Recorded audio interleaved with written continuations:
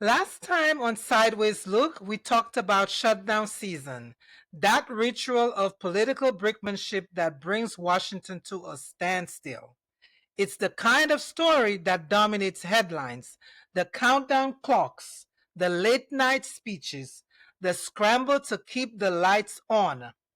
It's loud, it's chaotic, and it makes for great television. But while the public watched Congress fumbles over spending bills, something else was happening quietly, steadily, and out of frame. Not a shutdown, a buildup. A plan was already in motion, not to freeze the government, but to remake the government. It's called Project 2025, a 900-page blueprint for restructuring nearly every federal agency, from education to environment to justice. It wasn't hidden. It wasn't leaked. It was published online in full view. And yet, most of us missed it. Maybe because it sounded too ambitious. Maybe because the election drowned everything else out.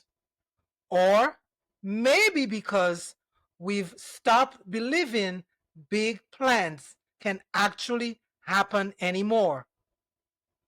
But here's the thing, it did happen. Or at least it's happening now. Not with fireworks or fanfare, but through memos, appointments, and quiet reversals. Little shifts that add up to a redesign. And almost no one's talking about it. So today, we're asking a question that's both simple and unsettling. How did a pre-election policy manual become a post-election reality? And why is the public still looking the other way? I'm Dr. Paul, and this is Sideways Look, looking where others don't. Today's topic, the policy factory, how Project 2025 became real while no one was looking. So let's take a look at the blueprint nobody is reading. When people hear the phrase Project 2025, they tend to think of a campaign promise, another big idea meant to rally supporters before an election. But Project 2025 wasn't a campaign.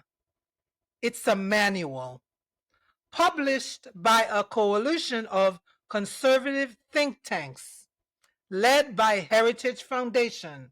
It mapped out an entire government reorganization, new agencies' priorities, staffing lists, policy drafts, even suggested executive orders. We all know we've had many executive orders with this new administration. Every department, every role pre-scripted.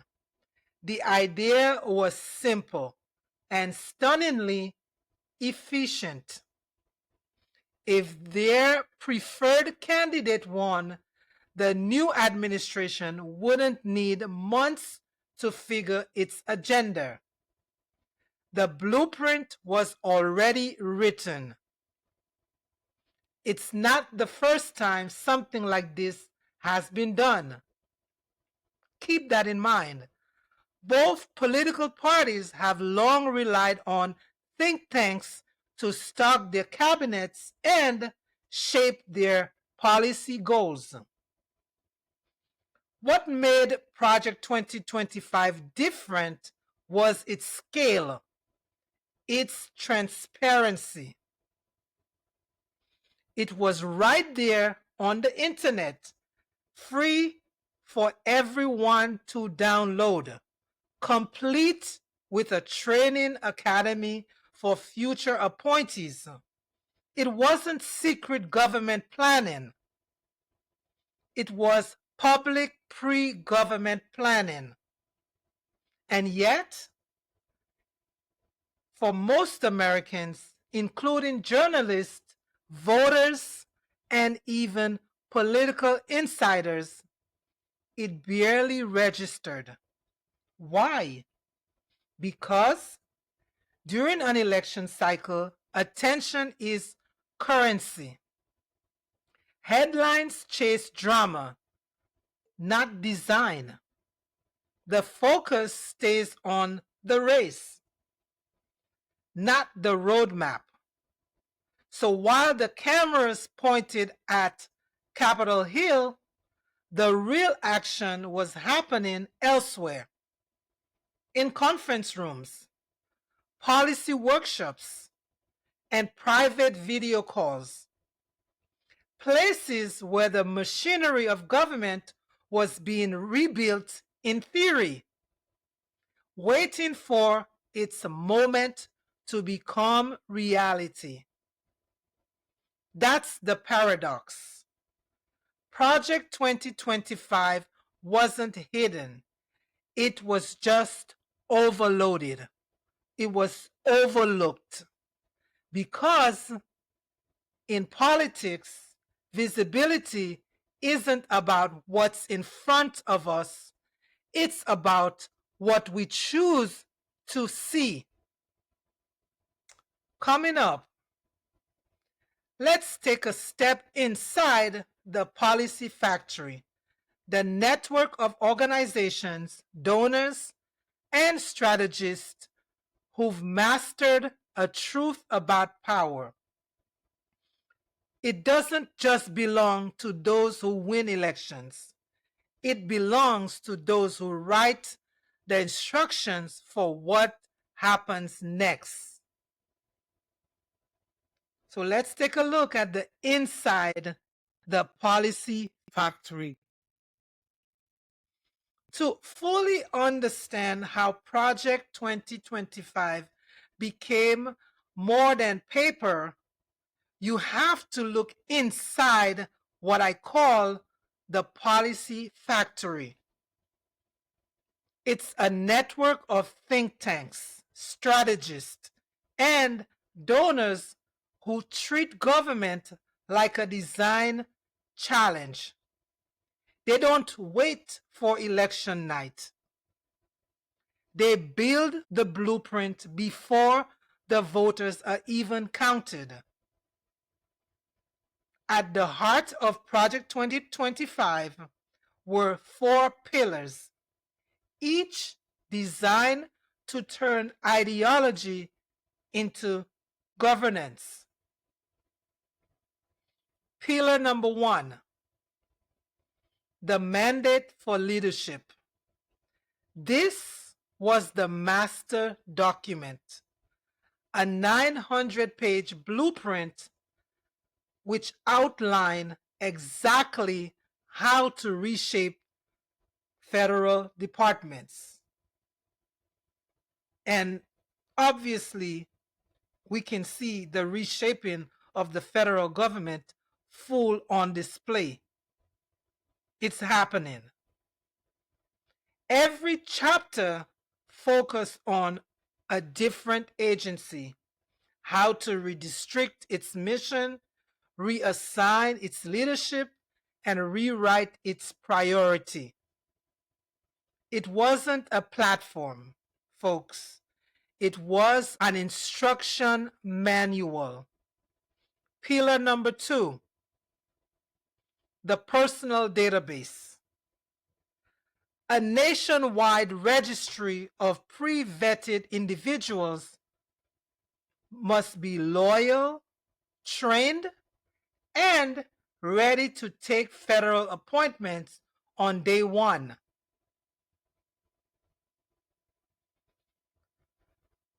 It's government staffing in reverse. start with the ideology, then fill in the people.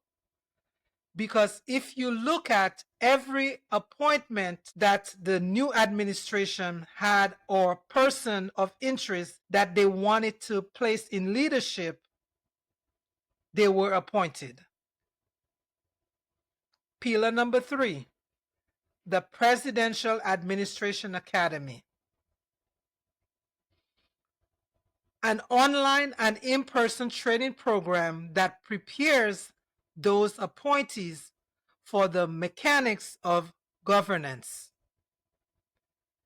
It teaches them how to navigate bureaucratic resistance, issue executive directives, and implement the mandate for leadership efficiently.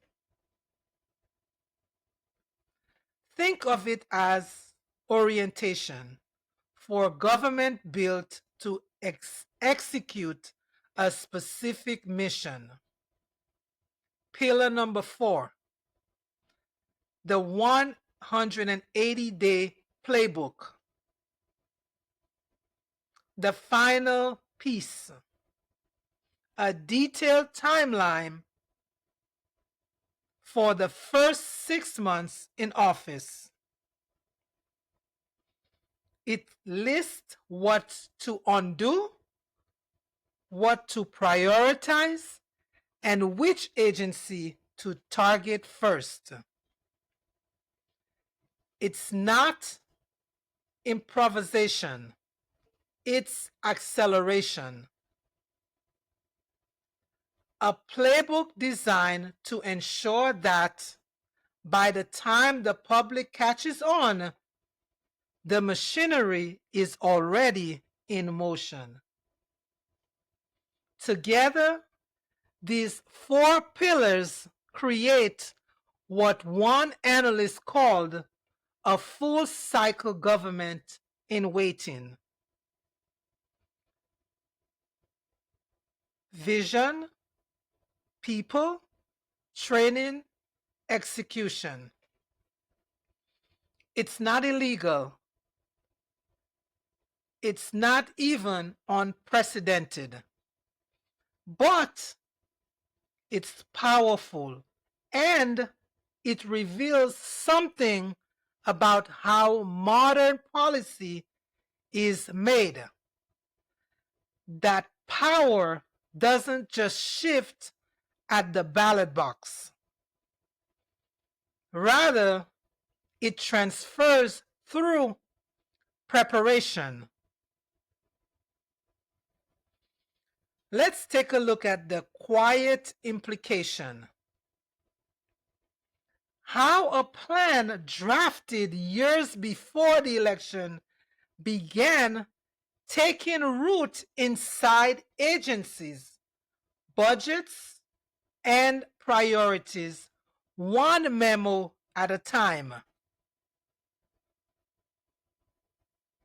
Implementation doesn't happen with announcements. It happens in the margins, in the edits, the omissions, and the quiet bureaucratic shifts that rarely make headlines. In the months following the election, traces of Project 2025 began to appear. Personnel appointments that matched the database roster. Budget language echoing phrases from the mandate for leadership. Agency mission statements rewritten to emphasize efficiency, freedom, and sovereignty. The very same terms that define the blueprint.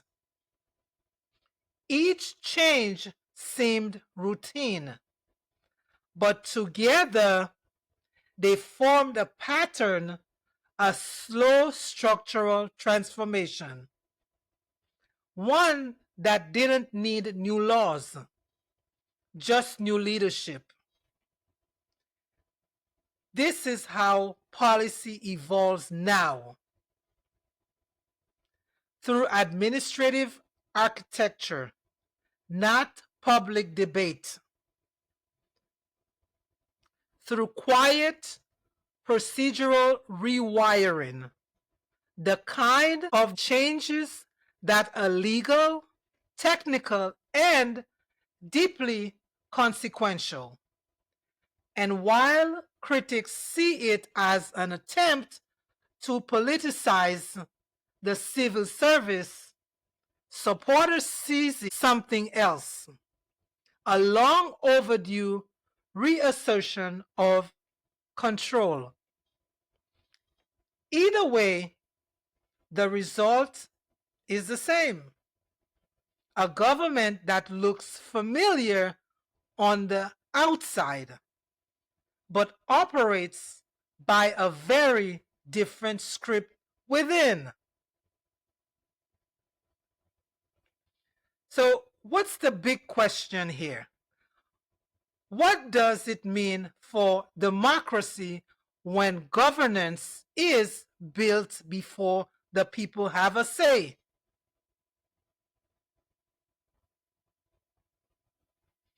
Project 2025 isn't just a document, it's a model, one that could redefine how future movements or an ideology prepare for power. It shows that modern government isn't improvised, it's manufactured. That behind every political campaign, there's a policy factory, drafting, training, and assembling. The question is no longer whether these systems will continue. The question is whether the public will start paying attention before the machinery starts to run. Because in a democracy, the real danger isn't secrecy, it's distraction. When we look away, we don't lose our government, especially overnight. We lose it in pieces. I'm Dr. Paul, and this has been Sideways Look, looking where others don't. If today's episode make you see power a little differently, please share it, like it, leave a comment, and we'll see you next time on Sideways Look.